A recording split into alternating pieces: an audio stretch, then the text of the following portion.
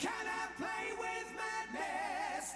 Welcome to Dr. Grimmy's Old Time Medicine Show and Conversation Extravaganza. Step right up, ladies and gentlemen, and any others. If you have something that ails you, a problem, a challenge, a struggle, we have the cure. Are you bored, disdainful, thoughtful, maudlin, frustrated, or constipated? We have the cure that you have been waiting for. Myself, world-famous Dr. Grimmy, and my faithful and erstwhile assistant, Jake the Snake Garn, Cosmic Serpent, master of hidden wisdom, and owner of copious amounts of inner light. We will teach you, you will learn, and you will be happy. And so, my fine ladies and gentlemen, and others, please step right up. All you have to do is listen. We will sell you the right snake oil. It will cure what ails you, and if nothing ails you, it'll cure that too. We will teach you the secrets of the ages and the esotericness of esoteric. So enter with us now into the inner circle of sacred wisdom. Here you will find what you're looking for. Welcome back to the Dr. Grimmy Show, top of the hour. Our last hour, we're talking with Dwayne Erickson, a researcher on Book of Mormon geography, and he has an interesting theory on why the United States heartland, if you will, at least part of it, is what makes up some of the Book of Mormon geography. How are you, Dwayne? You still with us? Yep, I'm still here.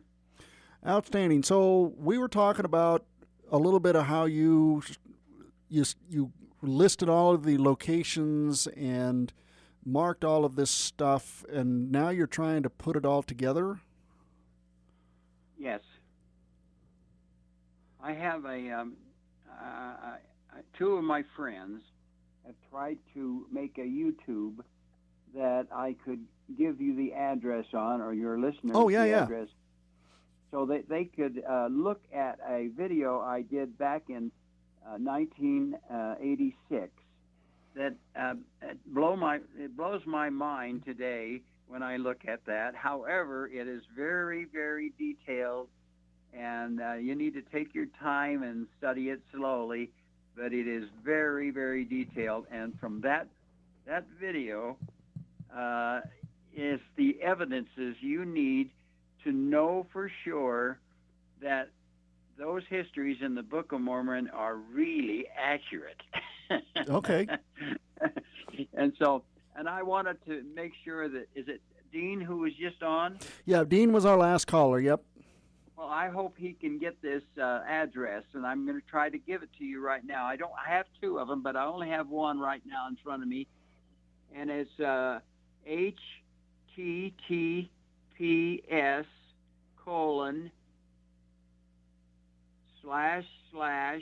leaning to the right, all in lowercase, YOUTU.BE/UYI,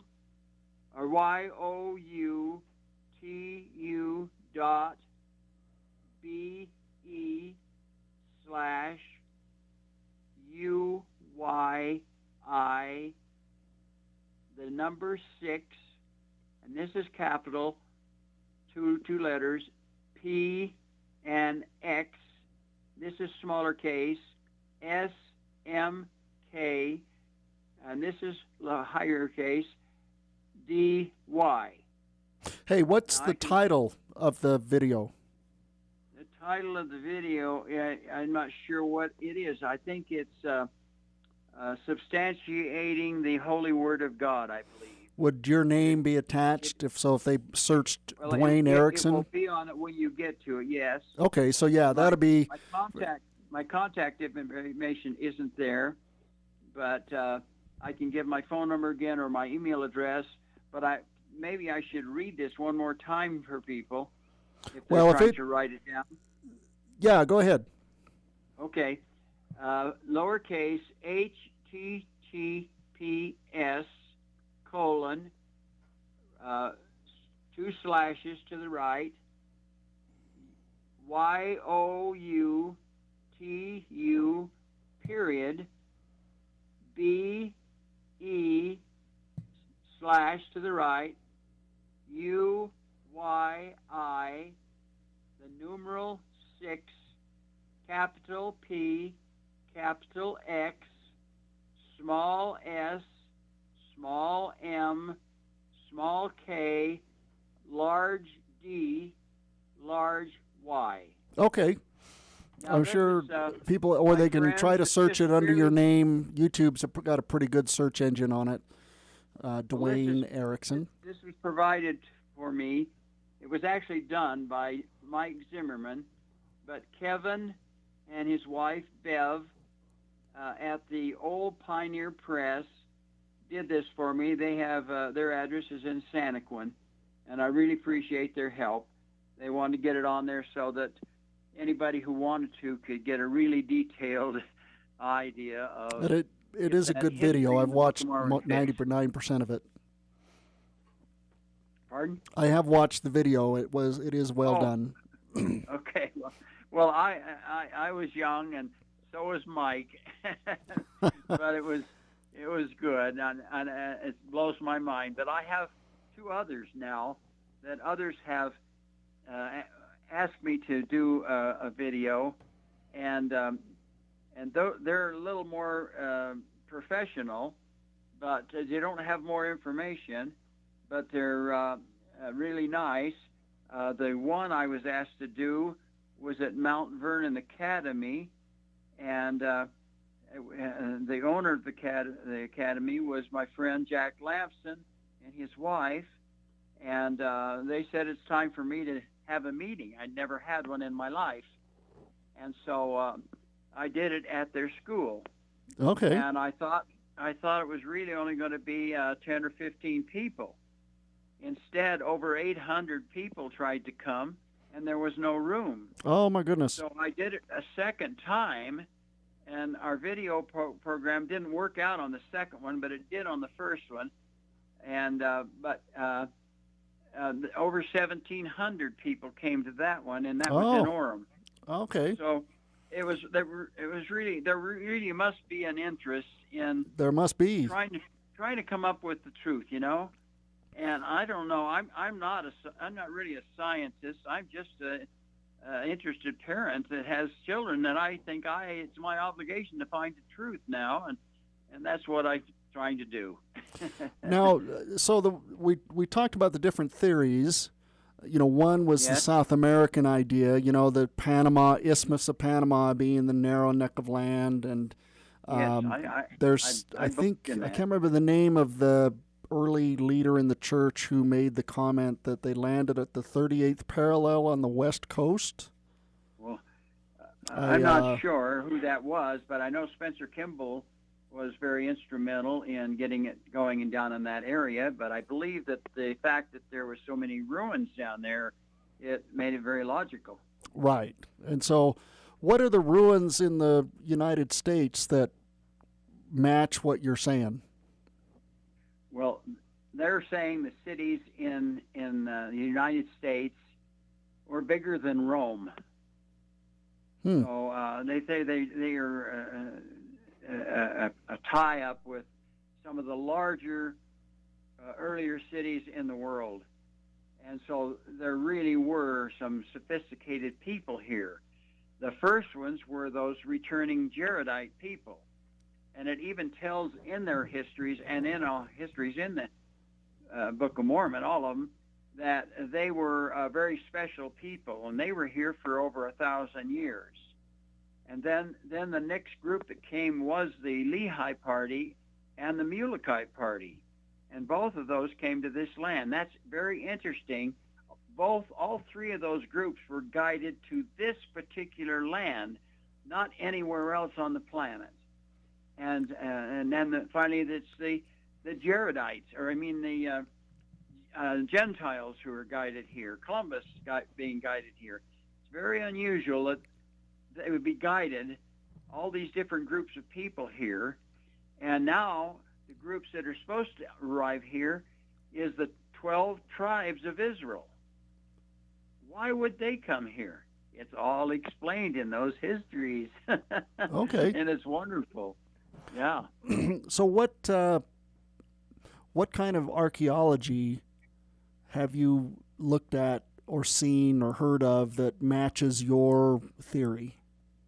Well, all of it does, because it's for over 2,000 years of people living on basically what we call the United States. And so, and there's all kinds of it. And so interesting. The art people that came here, the Jaredite people, have left over 30,000 artifacts. Many of those are hand engraved records that are thousands of years old, and they're hid up in those tombs, those burial mounds, and most of those, or a lot of those, can be read by anybody because they're like pictures, and they tell the whole story of how man came forth on the planet Earth and everything, all the way down to the time of the flood and shortly thereafter. And that ties right in with the Book of Ether, because the Book of Ether is the record of those people having landed in the mountains of Ararat and the foothills of Ararat, lived there for a short time, and then they're prompted down into Babylon. Who produced Babylon? It wasn't the art people.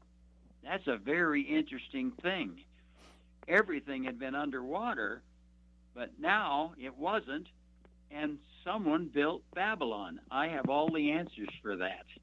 But they are rapidly guided out of Babylon to go, to prepare to cross land and water to end up here in the United States, and that's the burial mound people, of which there is hundreds of thousands of burial mounds in the eastern part of the United States, and they were in the western part of the United States, but they were destroyed at 34 A.D. Okay. Maybe that's too much for you, but so the mound builder people are that's the culture that is the Book of Mormon culture. Yes, that's the beginning of the Book of Mormon culture. Okay. Those were the people that were on the ark that lived near 1,000 years old. Okay. Right. Yep. And now the reason the flood took place was because there was wicked on the earth, and I can explain all that. It's very detailed, but it's all substantiated with the ancient people's records. So the records that are found in these burial mounds that you're talking about, yes, tell these stories. Yes, and I've handled them. And I got pictures of them, and I have some of probably the best pictures that are available. And I hate to say this, but those records have now been disposed of by the LDS Church leadership. So how did the LDS Church end up with those artifacts? Okay, there was two missionary boys, and they were by the University Notre Dame, and they were proselyting, going from house to house. And they went to a house, and the man that was in the house let him in, and he was very nice. And they talked to him for quite some time, and he says, "I have something I think you'd be very interested in." And he was a priest for the college, for Notre Dame. He took them to Notre Dame, and he showed them, and I think it was barrels full of artifacts that had come from the burial mound people in Michigan. And he showed them to these young men. These young men then told Milton R. Hunter. We got to go to a break there, Dwayne, but we'll finish on the other side. Stay with us. Good. We're getting into some good stuff here. Hey, this is the Dr. Grimmy Show. Give us a call, 801-254-1640, if you have any questions or anything that you might want to say. The sun's finally out, so get out there and enjoy. And don't forget to bring along the refreshing sound of K-Talk Media, 1640 AM. A good night's sleep is the most important part of your day, and that firm mattress that sags more than your grandma's 50-year-old lazy chair is not giving you the rest you need. Affordable Mattress Outlet has you covered at a price you can afford. Save up to 75% on name brand mattresses, like a wireless adjustable base bed with massage for $6.99, or a queen pillow top mattress starting at $159. No credit and zero down. Visit the store at 8969 South, 1300 West, affordablemattressut.com, or call 801-917-4555. Is credit card debt ruining your life? Now you can have a large portion of your credit card debt forgiven. Get Relief Today wants to give you free information that shows you how. This program is proven to work for credit card debt, medical bills, and department store debt. We'll give you the secret to this money-saving program absolutely free. 800-207-8558. That's 800-207-8558. That's 800-207-8558. Attention all authors. Page Publishing is looking for authors. Have you written a book and want to get it published? Page Publishing will get your book into bookstores and for sale online at Amazon, Apple iTunes, and other outlets. They handle all aspects of the publishing process for you. Printing, cover art, publicity, copyright, and editing. Call 800-501-3689 now for your free author submission kit. That's 800-501-3689 for your free author submission kit. Again, 800-501-3689. Take on your toughest jobs with a tractor you'll be proud to own. A Kubota B-Series tractor. The B-Series is simple to operate yet amazingly powerful. They can handle anything from light construction and nursery work to small farming projects. Right now you can get financing as low as 0% APR for up to 84 months. Or great customer instant rebates when you buy a Kubota B-Series tractor. Now through June 30th, 2018. See us or go to KubotaUSA.com for more information. Find a Kubota dealer near you at GoKubota.com.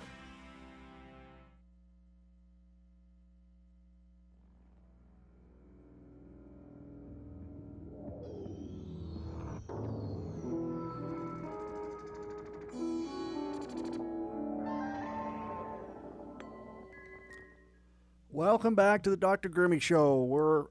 If you just joined us, top of the hour, we're talking Book of Mormon geography with Dwayne Erickson, a scholar on this topic.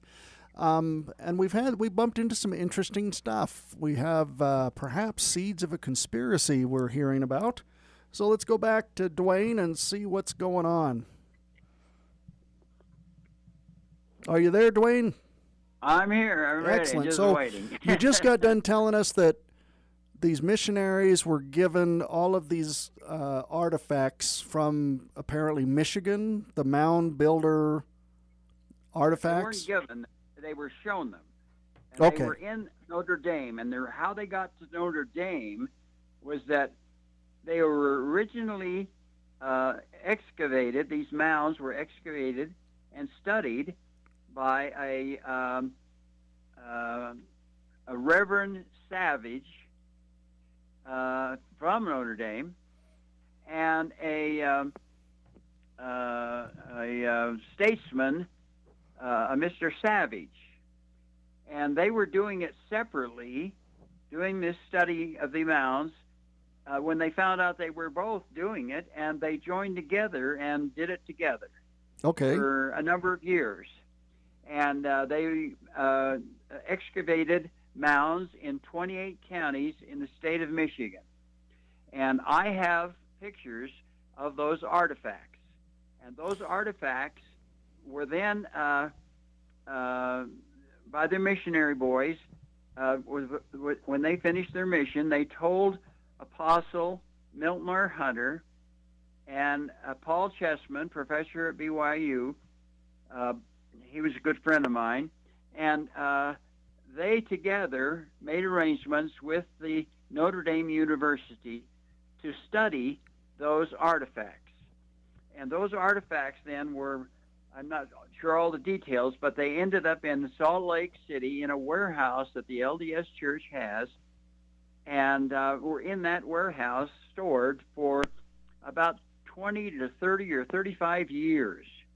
And while they were stored there, Milton R. Hunter wrote a book on the whole thing, and it was supposed to be really something. And one of my friends has read some of the work he did, and I met his daughter, and I talked to Milton R. Hunter's wife before she passed away, but Milton R. Hunter had passed away before I got to talk to him. But anyway, so these artifacts were there in the warehouse, and when I was secretly taken in to film those things by a curator who made me promise never to have him be shown or recorded, so that he says I would be excommunicated if they were to find out about this. And so I never have divulged that information.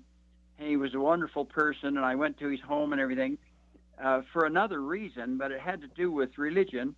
But I went there, and I found out that he was a curator for the museum. And I told him, I said, wow, there's supposed to be some artifacts in a warehouse the church has from the burial mounds, and I would do anything to see them. I didn't know at the time when we finished our meeting that I would be snuck in to see those and take pictures of them. Oh, wow.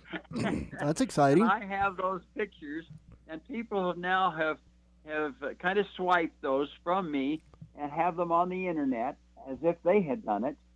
But at least they're getting exposure. And but I have those pictures right on my laptop here, and I hope that I can have a meeting, at least one, like I did before with Jack Stockwell, as he helped me for K-Talk, to do my first two meetings. And he's the one that helped me with having about 800 people come to my first meeting, and then 1,700, which had to pay to help me pay for the building. Yep. So my father-in-law kept track of that, and so there was actually 1,700 who came. And but anyway, I'd like to do it again and show these things before I check out of this life, and so people know about them. Okay. That would be that's a great idea. I mean, we want to know, like you were talking about, the truth. What happened to these artifacts? They were disposed of, and I have a copy of the article that was put in the Tribune, and it says that they had basically destroyed these phony artifacts. And I have a copy of that. I don't know the year. I'm not good at memorizing all these years. And right. Things. But evidently they were not in a position to jump on the bandwagon with them. But I don't know all the details, and I don't like to point fingers or anything like that. But that is what actually took place, and the reasoning behind it is not clear to me. But I do have those pictures. And I tell you, I think they're probably the most worthless things on the planet today. And they're so intelligently created that the majority of them can be read by anybody of any language of any country. Okay. And that's what's unique about them. And they were created sometime shortly after the flood, back to Adam. And I know where Adam and Eve are entombed, and I don't know that there's any religious organization on the planet that knows this information, but maybe I'm speaking out of turn, but I know where they're entombed and where there's huge rock boxes full of records with them. Okay. And it was my relative, Isaac Morley, who dedicated Chief Wakara's final resting place in with those people when he passed away. And so I have a little bit of a tie there to it. Okay.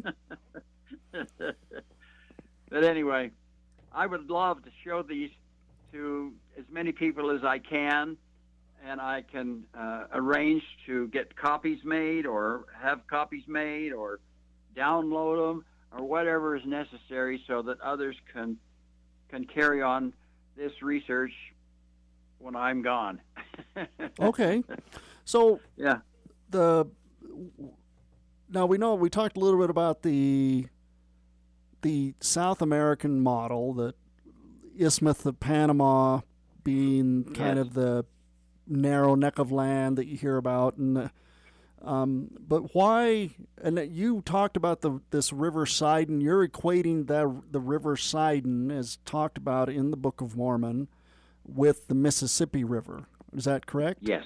Okay. And let me tell you one thing. In this DVD that I've given the name to, and I hope this fellow gets a copy of it, because it's extremely detailed, but you'll find things in there like, for example, the River Sidon, the word Sidon is used in America on each side of the Mississippi River today.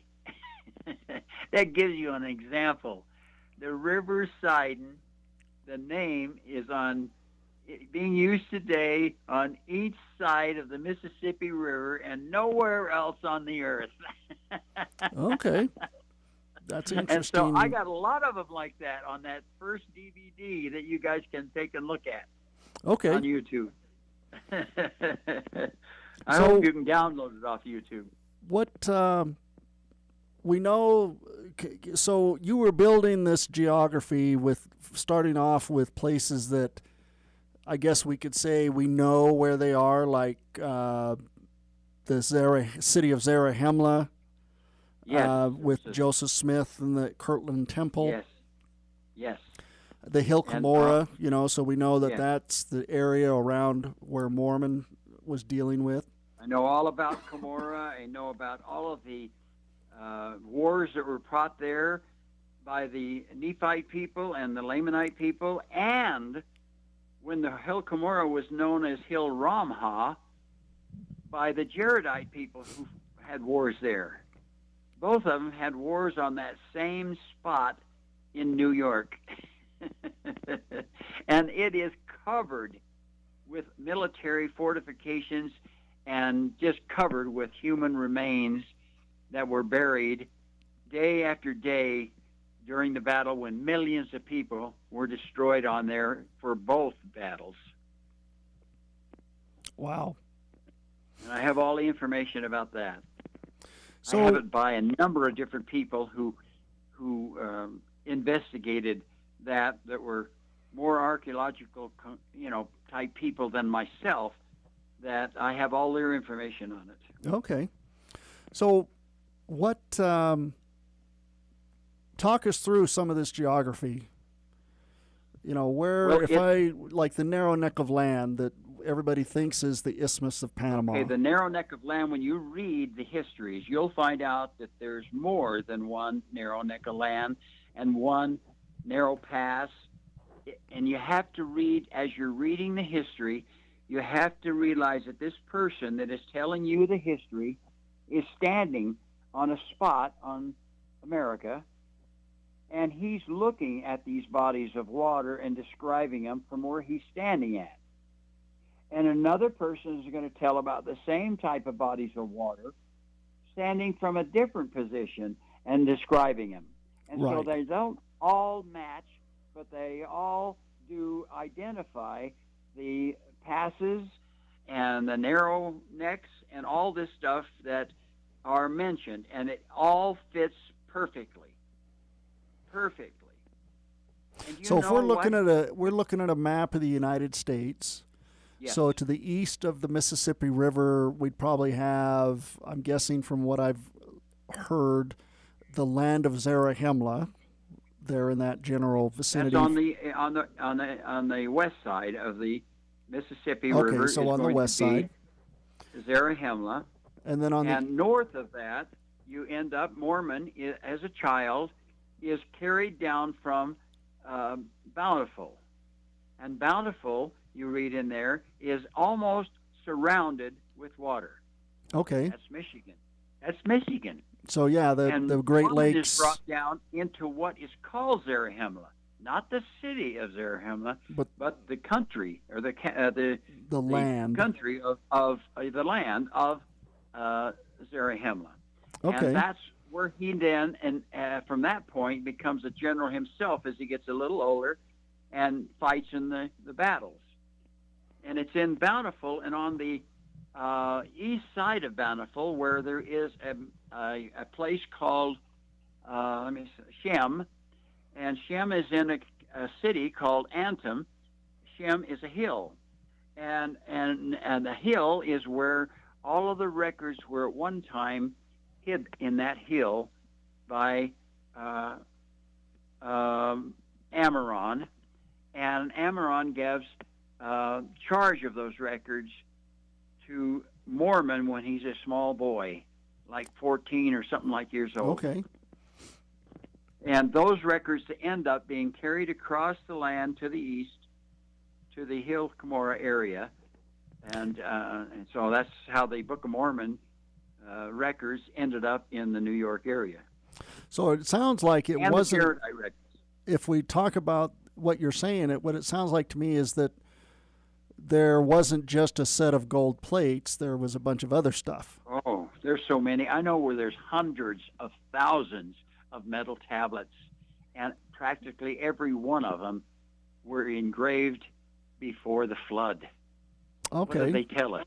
What will they tell us? You know, from one cave in the Manti Valley, 354 rock boxes, all containing metal tablets, were found recently. When and they're okay. being hidden right now by the LDS Church leaders. What can you learn from them? And you know, when Enoch left the planet with all the people that went with him, you know, he left the planet, and that was before the ark was filled up and right. built. Yep. And when he left the planet, before he left, he had written 366 books. Why did he read them, and where did they go? Did they go with him off the planet? I don't think so. And they're probably in the same general area where he had lived. And where he had lived is in the area of America. And okay. 354 rock boxes with metal tablets has all been photographed. And I know the man who did all the photographing. I know him in person. I've been to his house. And those things have writings on. But here's the clincher of the whole thing. I married a beautiful Burmese gal. She was wonderful, still is wonderful, but she's not my wife any longer. And her parents were wonderful. And her dad, before we finished our separation, he asked me if I would bring to him some copies, 8.5 by 11 copies if possible, of any and all artifacts that have writing on that I could.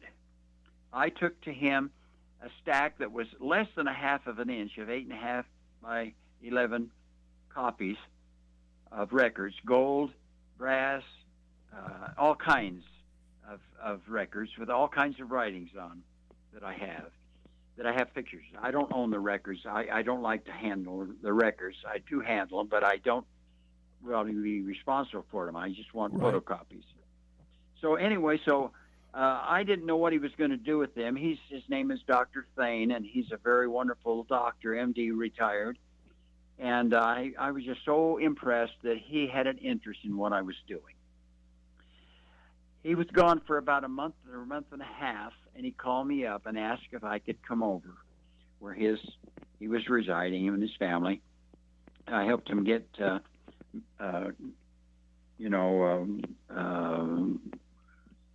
become Americans. Anyway, so I went over to his house, and he knew me too well, and he told me in a very understandable way, it's very good in English, that he had taken these records over to the university near where he lived in Burma. And when he met with the people there, and they're called readers, these men, from their youth to old age, are trained in memorizing their ancient records. Memorizing. So, hey, we're going to start in a break. We'll come back on the other side there, Dwayne. Okay. Yep. 1640 AM. Oh, yeah. Now that's refreshing. The essence of sales is transferring enthusiasm to the customer. K-Talk Media is looking for people who have an unabashed enthusiasm for live local radio and who would love to share the message of our station with businesses who would like to tap into our large, loyal audience. Do you want a fun, energetic, and rewarding position with a company that makes a difference? Then join our team and feel the love. Full, part-time, or anytime positions available with great compensation. Call us today, 801-253-4883, 801-253-4883, or go to ktalkmedia.com and shoot us a message. Did you know that at least 50% of women and 30% of men are wearing the wrong size shoe? Have you ever thought to yourself, I love the style, but I definitely can't wear these shoes all day? Do you find yourself in that constant internal argument between style, comfort, and fit? SAS Shoes at 8922 South State Street in Sandy understands how important a really well-made pair of shoes can be. And this family-owned American company has a dedication to quality and detail that ensures that no matter the SAS shoes you choose, they will be the best made, best fitting, and most comfortable pair of footwear in your closet. Come see us at 8922 South State Street in Sandy. You know you need a new pair of shoes, and now they're more affordable. SAS on the corner of 90th South State Street, open Monday through Saturday, 10 a.m. to 6 p.m. Come in to feel how comfortable a new pair of shoes can be.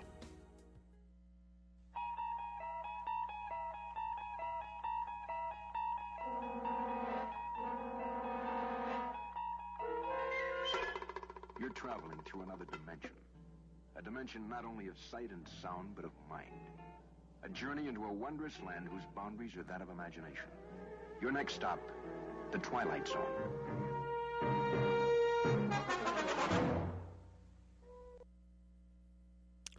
Welcome back. So this is the Dr. Grimmy Show. We're talking about Book of Mormon geography with Dwayne Erickson. If you're interested, you have something to say, give us a call, 801-254-1640. You can also listen online, www.ktalkmedia.com, and click the listen button. So you were talking, Dwayne, about these artifacts that were destroyed, and because they were fake, and the actual terminology was they were disposed of. Okay, disposed of. I've heard other people tell me that they evidently were pirated. That part of the collection was sent to an organization in Michigan, and my associate went to see what they had sent, and it was like 8 boxes of these artifacts. Now that's a token of the artifacts that I have pictures of. So somewhere along the line, those two quantity of artifacts don't match. The ones that were in the warehouse had already, I'd been told, had already been pirated, and that collection was huge, and there was more than 8 boxes that I didn't even get to open and look at. So the description is quite different. Now, you also mentioned about a bunch of stone boxes found in a cave by Manti, Utah. Did I understand that correctly? Yes, one cave in Manti, Utah. Manti, Utah is full of them. Okay. Between Manti, Utah, and the top of the Uinta Mountains are hundreds of thousands of records that I know of. I can't get into them. I can't do anything about it. I've discovered them scientifically, and I don't want to dig, and I can't do anything about them because there's so many people that will destroy them and hide them from us or whatever, and I have to protect them to look at them, and nobody that I know of can accurately read the records. See, it goes back to Adam. And those records that I'm telling you that my father-in-law, ex-father-in-law, took copies of to Burma, those 7 readers that he met with are the top 7 readers, and there may be several hundred people who are capable of reading them, but the 7 top readers he sat with, and he passed out these copies of these 8.5 by 11 copies of ancient writings and ancient items, and they 7 people looked at them, and then my father-in-law they said, yes, we can read them. We can read all of the records of mankind. And then my father-in-law says, the spokesman said to him, but we have one question for your son-in-law. Okay. And he says that one question was, what are these records doing in America? Okay. And so I have their interest. Right, but right. we know they can read the records. So that 354 rock boxes, the rock boxes full of records, can be read to the world. And that fulfills a prophecy that's in those histories. So anyway, these writings can be read. All the ones that I know of can be read and made available to the world. So what is the motive? Why would people, individuals, or institutions want to hide this information? What would be most people don't even go to the museum, so what would be the issue? Well, I have a multitude of various possibilities, but I'm really not interested in what people's mindset might be. There may be reasons why they don't want to be involved. They don't want to be party to it. I don't know. And I feel sorry for them if they're doing something that isn't right. My purpose is not to point out bad things, but bad things seem to be, recognizable in the process when you find something good. And so, but anyway, all I want to do is help fulfill what I now believe we have a Creator wants us to do. And this is the time period in all of the histories that it tells about when all this is to take place. I'm now 83, and I'd like to hang around a little bit longer to see what takes place. I've had a Indian chief who's very well known in the world who says, I'm going to be here to see all this take place. To me, that means it has to happen soon. Well, okay. So, yep. But anyway, it's very interesting, and I stay up nights doing this research because it just keeps me alive. And so there's a lot of things that's happening in this world, both good things and bad things. The bad things are mentioned in those histories and pointed out in those histories that we can expect will happen. But I feel, are to step aside of those bad things to help fulfill our Creator, take care of the things that are really important for us to know about. This flood of light and knowledge is supposed to take place, and it's doing it right now. Oh, I don't want to run you out of time, and I'm no, sorry. No, we're coming up on the end of the show, and I think maybe that's a good place to tuck it in. Okay.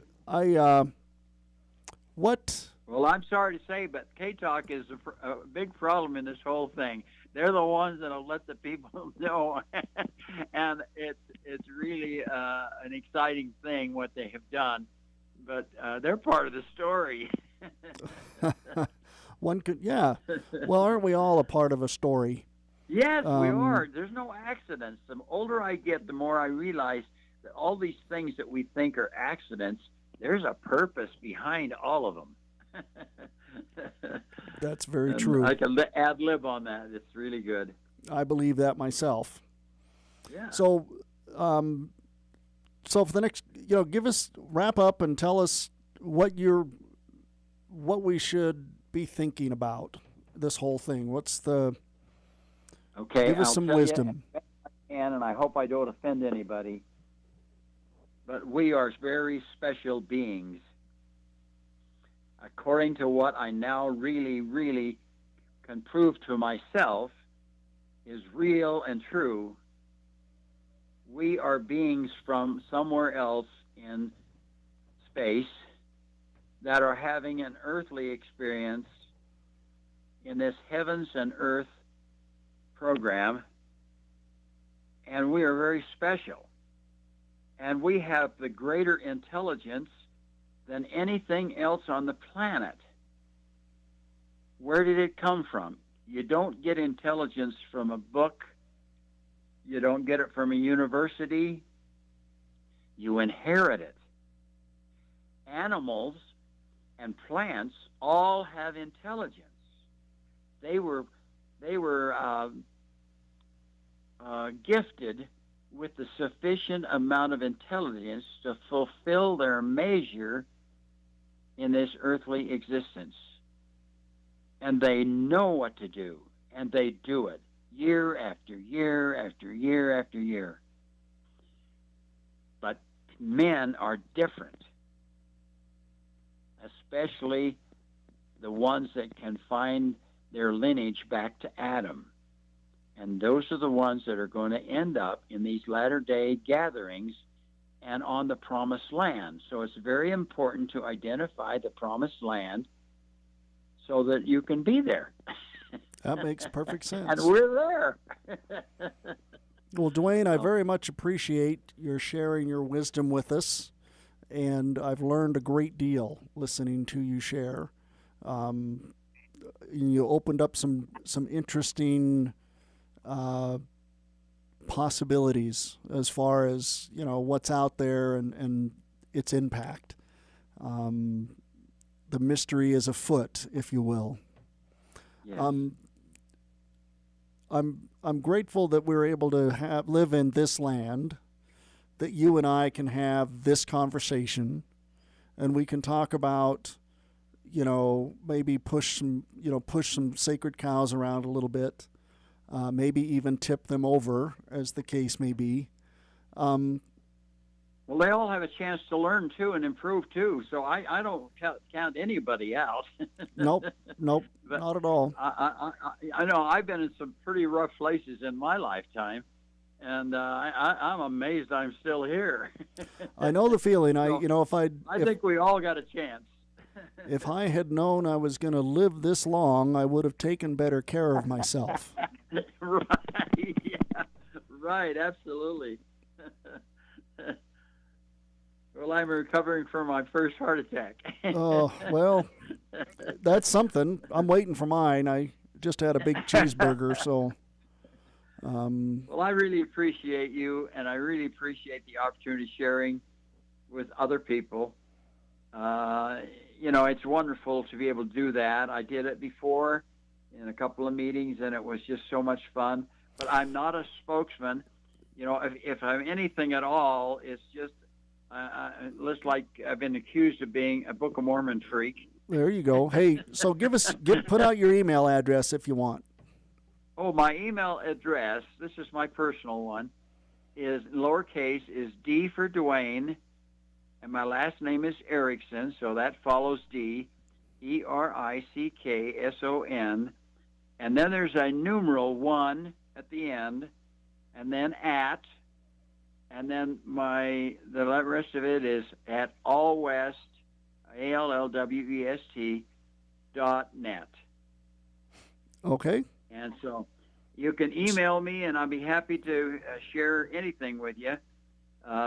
It'd be nice if we can do it in some sort of groups so that there several people could learn of it. I'd like to spread the word as fast as I can and wherever I can, because I've learned that whatever I find and the interest that I get from people, a lot of them, I have a lot of information to add to it. Very true. And I'm looking for those kind of things. Very true. Very true. So you're just going to keep doing what you're doing? Yeah, well, of course. That's all I do. I'm living in an apartment senior citizens apartment with the windows in the perfect place in the front so I can view the place uphill from where I'm at, where I know Adam and Eve and other members of the family and Chief Wakara, Ute Indian Chief, are all entombed. And I've had it all scientifically verified. And that's why I'm here. Well, and I look out those windows all the time. And I sit here in my little lovely senior citizen apartment with my laptop, and I'm usually up all night working. And I'm finding out more stuff daily. And I don't know why I'm getting it or where I'm getting it from, Tilly, but it happens. And I love it. And I want more of it. So I don't want to keep you from. Well, we're grateful to. Again, I just want to thank you for being on the show. We're coming pretty much. We got maybe a minute or two. I'm waiting for the bumper music to kick on. Okay. Because sometimes the clock on our board is slow, and so it over a period of time, you're like, it should be happening, but then it doesn't. But that's just the world of radio, buttons and gadgets and time clocks. I've never done this type of thing before, where I'm sitting here in my study area in my apartment. It's near 10 o'clock, and it's wonderful, and I'm on my phone. It's amazing that I can be on your radio station and be on my phone and talk to a lot of people and hopefully help them. Well, the technology lets us be able to do things as we're supposed to be doing them. So well, I learned also, mainly from Mr. Perry, is it, the owner? Yep. That this is now an international TV station. Yep. In We're other all words, over the place. Things that I'm sharing with you can be seen around the world. And that is fulfilling prophecy in those histories within the Book of Mormon.